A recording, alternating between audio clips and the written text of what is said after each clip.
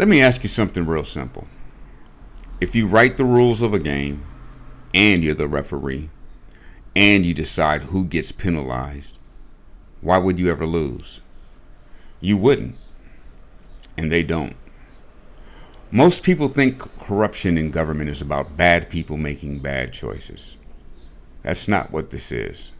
What we're looking at is an architecture, a structure that was built deliberately so that the people who govern you don't have to live under the same laws they write for you. Here's the foundation. Washington, D.C. is not a state. It is a federal district, and that distinction matters more than most civics classes ever bother to tell you.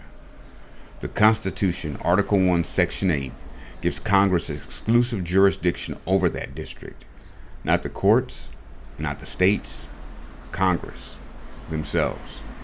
So the people making the laws operate from a jurisdiction that answers to them. That's not a side note. That's the whole game. Now, here's where it gets surgical. Every member of Congress has to maintain residency in the state or district they represent. That's the law. You can't represent California if you don't live in California. But they also maintain DC residency. And that dual residency isn't just a mailing address situation. It's a legal arbitrage tool, depending on which jurisdiction is most convenient at any given moment. That's the one they use. State tax exposure? Shift. Legal accountability? Shift. Ethics violation? Well, who handles congressional ethics? Congress. They investigate themselves. They set their own penalties. They determine their own standard of conduct. And when none of that is convenient, they have the speech or debate clause, Article 1, Section 6, which courts have interpreted broadly enough to shield a significant amount of conduct from outside prosecution entirely. So what you have is home state residency for electoral legitimacy, DC residency for legal and financial flexibility, congressional privilege for immunity, self-policing ethics rules for zero external accountability, and a revolving door to lobbying, so everything they learn while serving you gets monetized the moment they leave. That's not public service. That's a membership structure. And here's the part that should keep you up at night. They don't just break the law. They launder the breaking into the law. The behavior gets normalized through practice. The practice gets protected through precedent. The precedent gets formalized through legislation or court ruling. And the legislation becomes the new baseline. And everyone forgets it was ever different. Look at congressional stock trading. For most of American history, members of Congress could trade on information they received because they were members of Congress. Information the public didn't have. What's that called when a civilian does it? Securities fraud. When they do it, Monday morning.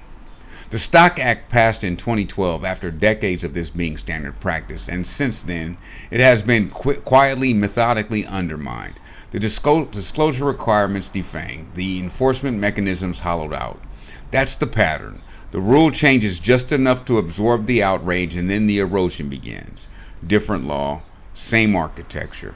Because the system was designed to make itself invisible. Civics education is deliberately shallow. If you don't know the difference between a federal district and a state, you don't know to ask the question.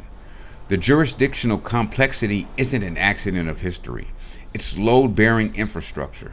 And anyone who does start asking structural questions gets the label. Conspiracy theorist. Radical. Unhinged. We've covered how that mechanism works. It's documented. And it does exactly what it's designed to do. It poisons the well before the water gets tested. So let me leave you with this.